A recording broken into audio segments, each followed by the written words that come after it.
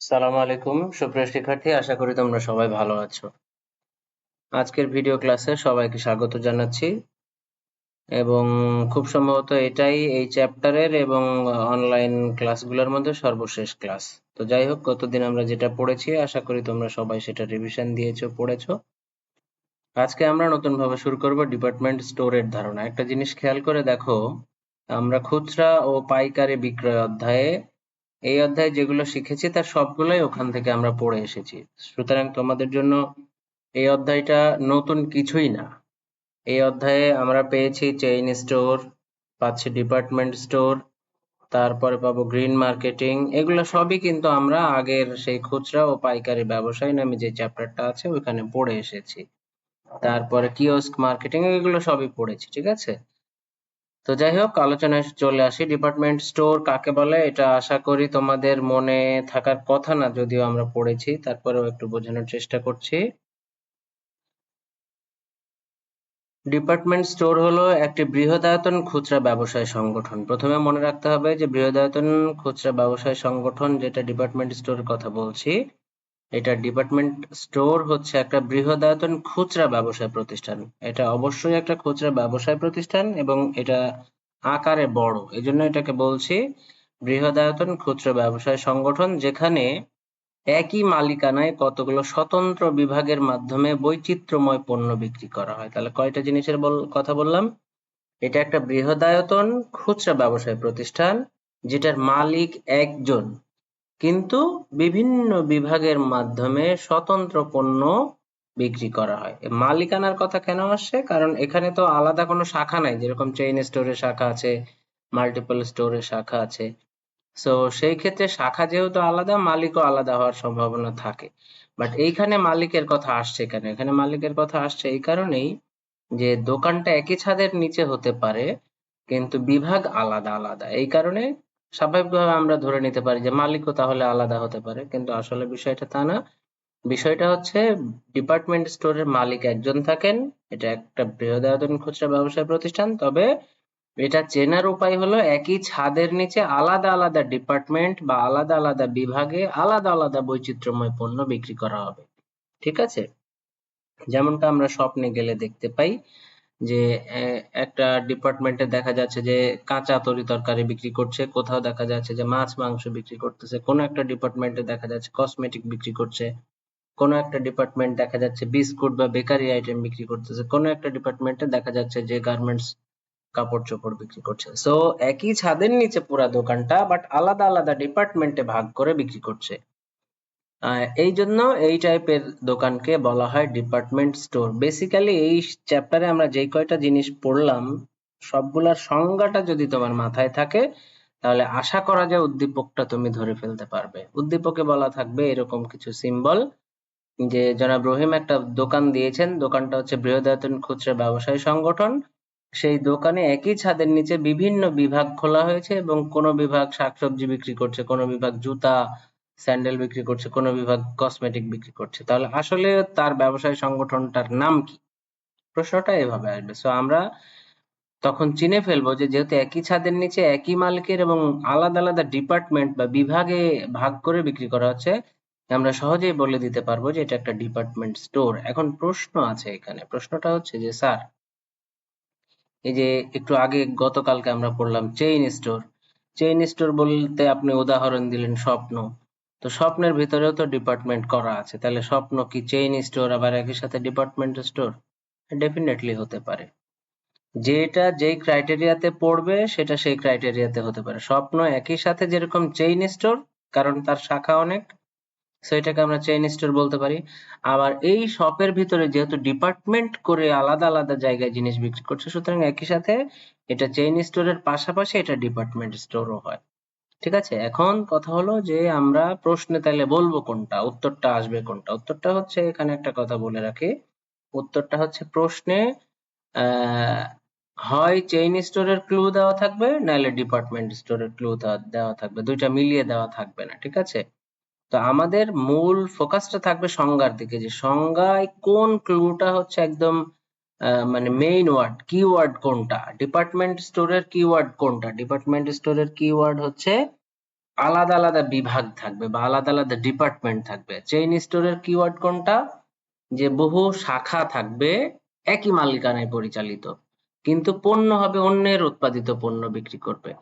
আর multiple স্টোরের keyword কোনটা হবে? মাল্টিপল স্টোরের কিওয়ার্ড হবে যে ওটাতেও বহু শাখা থাকবে, কিন্তু সে শুধুমাত্র নিজের উৎপাদিত পণ্য বিক্রি করবে। ঠিক আছে? সো আমাদের কিওয়ার্ড গুলা খুঁজে বের করতে হবে যে একটা সংজ্ঞার মধ্যে মূল শব্দটা কোনটা বা কোথায় ফোকাস করতে হবে আমার বেশি।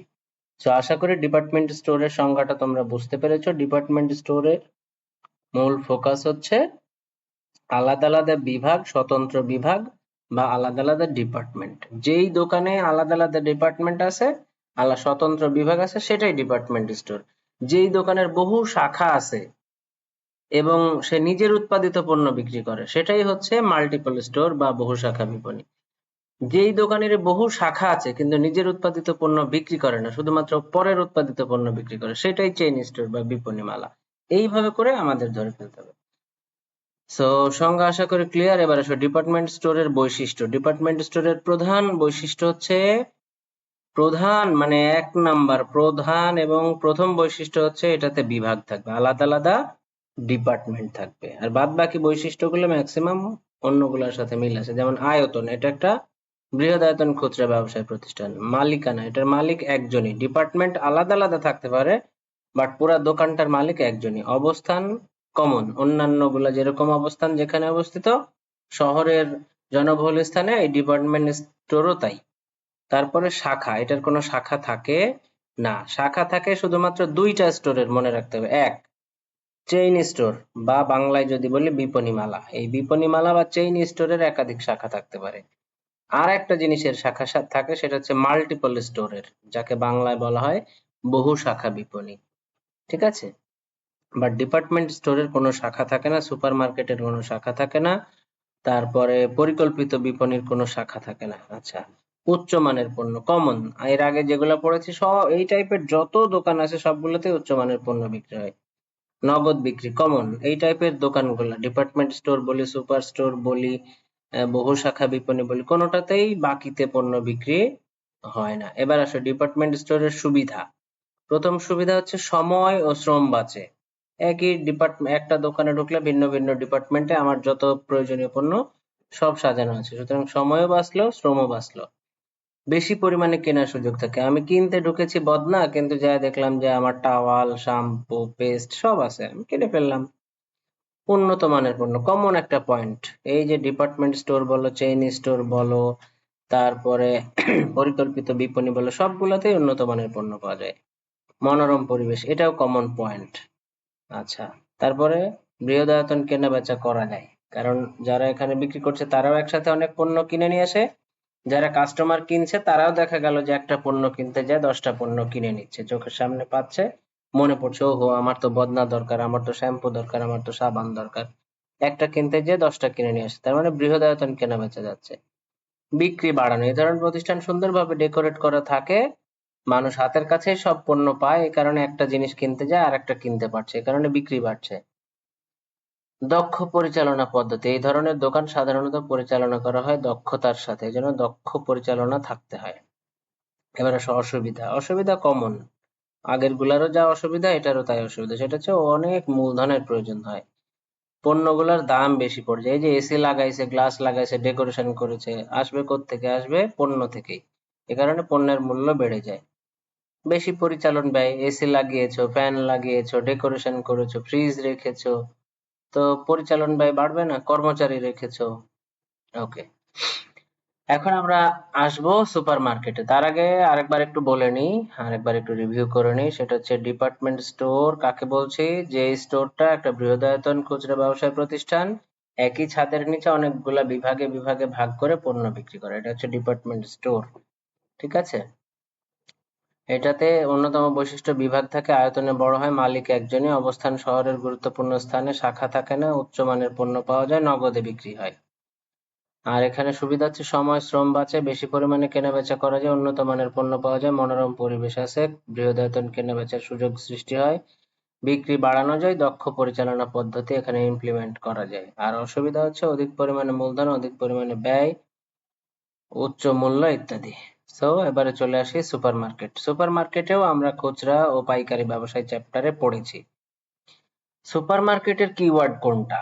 আমরা এর আগে কিওয়ার্ড বলেছি মাল্টিপল স্টোর, যেটার অনেকগুলো শাখা থাকবে কিন্তু নিজের উৎপাদিত পণ্য বিক্রি করবে, এটা হচ্ছে কিওয়ার্ড।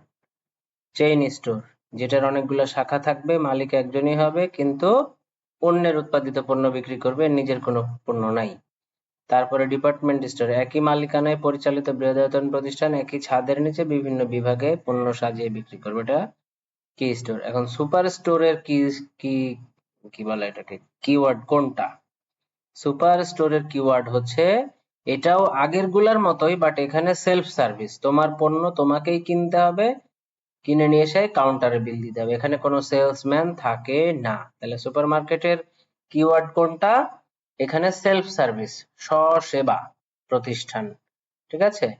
এবং এখানে খাদ্য সামগ্রী, মুদি মালামাল, গৃহস্থালির পণ্য ক্রয় বিক্রয় হয়।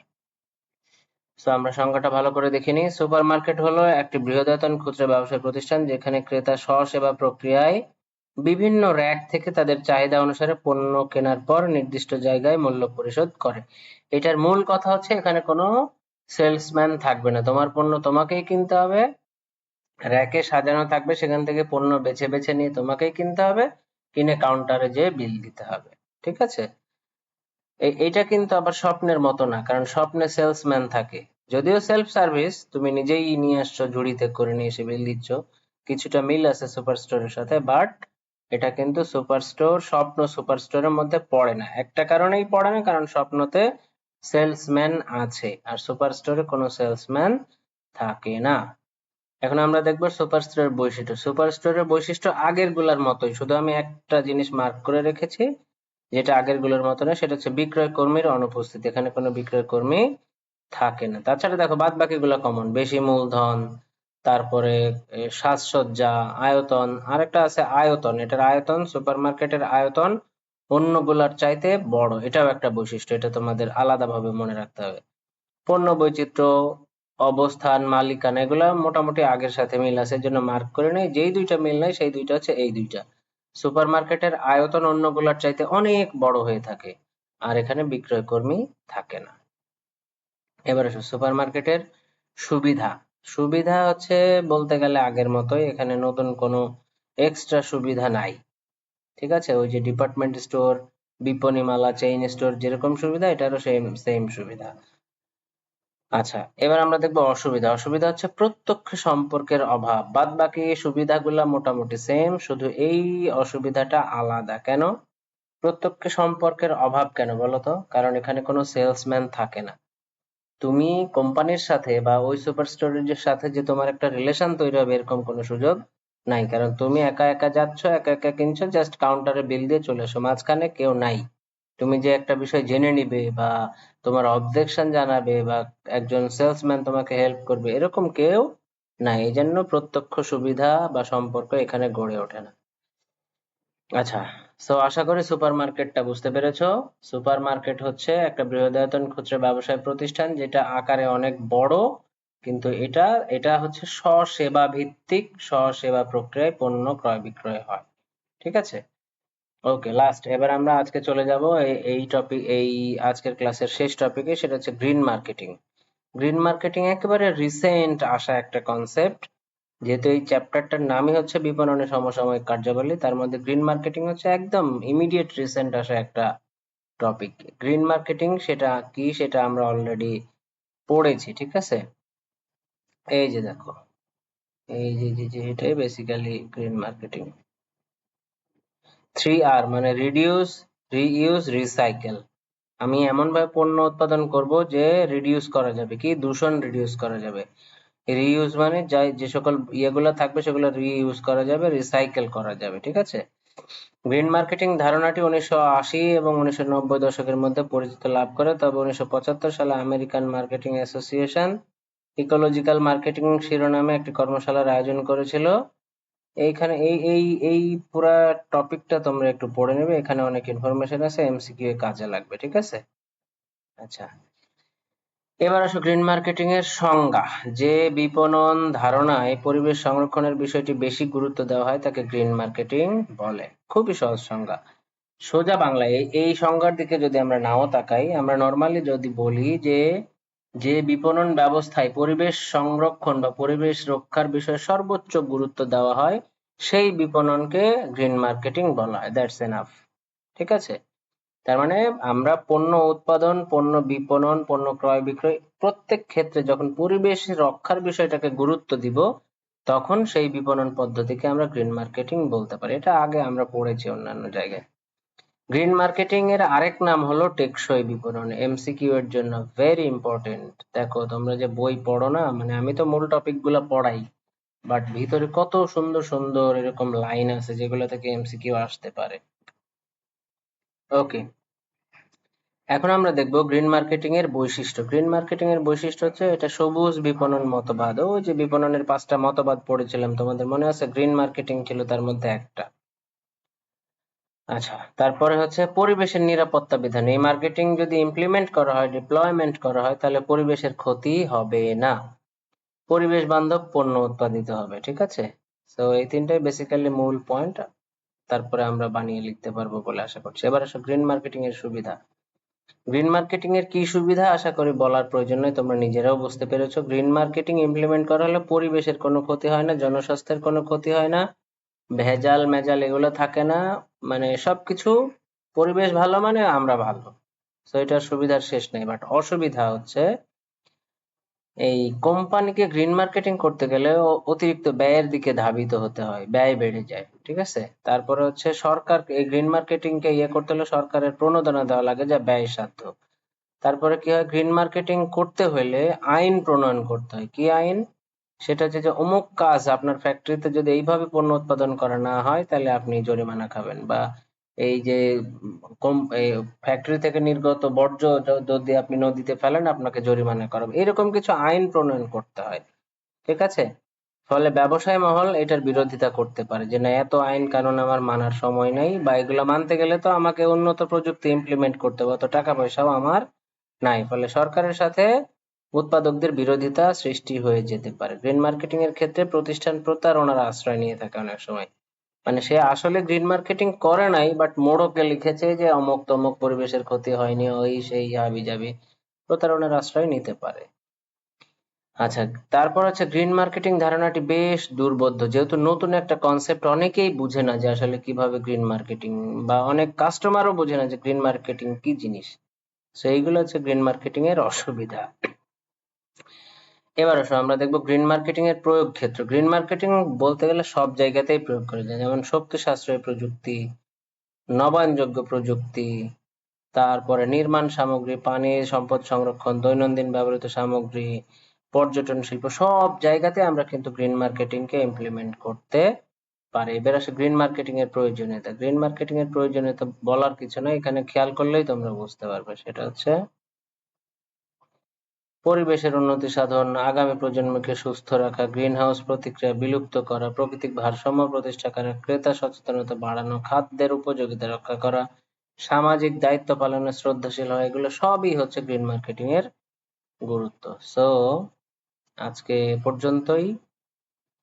আহ সামনে পরীক্ষা, তোমরা সবাই ভালো করে পড়াশোনা করো। এই চ্যাপ্টারটা কিন্তু খুবই সহজ একটা চ্যাপ্টার। সবচেয়ে বড় কথা হলো এই চ্যাপ্টারের মোস্ট অফ দ্য টপিক আমরা এর আগে পড়েছি। সে একটু ঝালাই করে নিলেই কিন্তু এক ঢিলে দুই পাখি মারা যায়। ওই চ্যাপ্টারের পড়া দিয়ে এই চ্যাপ্টার কভার করা যায়। তোমরা এই চ্যাপ্টারে কিভাবে পড়বে সেটা একটু মনোযোগ দাও। যেহেতু ক্লাসগুলো সবই অনলাইনে হয়েছে, আমি আজকে আর একটু ব্রিফ করে নিই। সেটা হচ্ছে এই চ্যাপ্টারের ক্ষেত্রে প্রথমত সংজ্ঞাগুলা মাথায় ঢুকাই নিতে হবে, ক্লিন এন্ড ক্লিয়ার কনসেপ্ট সহকারে। গ্রিন মার্কেটিং কি জিনিস, ডিপার্টমেন্ট স্টোর কি জিনিস, চেইন স্টোর কি জিনিস, বহুশাখা বিপণী কি জিনিস, কিয়স্ক মার্কেটিং কি জিনিস, সংজ্ঞাগুলোকে একদম ক্লিন এন্ড ক্রিস্টাল করে মাথায় ঢুকায় ফেলতে হবে। তারপরে প্রত্যেকটা সংজ্ঞার মূল মানে ফোকাসটা তোমাকে ধরতে হবে। ডিপার্টমেন্ট স্টোর কাকে বলে, কি থাকলে আমি চিনবো যে এটা ডিপার্টমেন্ট স্টোর। তোমাকে ধরতে হবে যে এটাতে এই ডিপার্টমেন্ট স্টোর সেটাই হবে যেটাতে আলাদা আলাদা ডিপার্টমেন্ট থাকবে বা বিভাগ থাকবে। তারপরে চেইন স্টোর কিভাবে চিনবো, চেইন স্টোর কোন শব্দ দিয়ে আমি আইডেন্টিফাই করবো। তোমাকে চিনতে হবে যে এটার অনেকগুলা মানে শাখা থাকবে, চেইন এর মতো শাখা থাকবে, বাট মালিক একটাই থাকবে, ম্যানেজমেন্ট একটাই থাকবে, কিন্তু শর্ত হচ্ছে তারা নিজের পণ্য বিক্রি করবে না। এইভাবে করে দুইটা কাজ বললাম, একটা হচ্ছে সংজ্ঞাটা ক্লিয়ার কনসেপ্টে মাথায় ঢুকাইতে হবে, 3 নাম্বার হচ্ছে কিওয়ার্ড তোমাকে জানতে হবে, এটা মানে তুমি চিনবে কিভাবে, শনাক্ত করবে কিভাবে। তাইলেই দেখবে যে এই চ্যাপ্টারটা তোমার কাছে পানির মতো সহজ। এই চ্যাপ্টারে নতুন কিছুই নাই, কঠিন কিছুই নাই। সো আশা করি তোমরা টিপসটা বুঝতে পেরেছো। সবাই ভালো থাকো, সুস্থ থাকো। ধন্যবাদ। আশা করি, দোয়া করি তোমাদের পরীক্ষা ভালো হোক। আসসালামু আলাইকুম।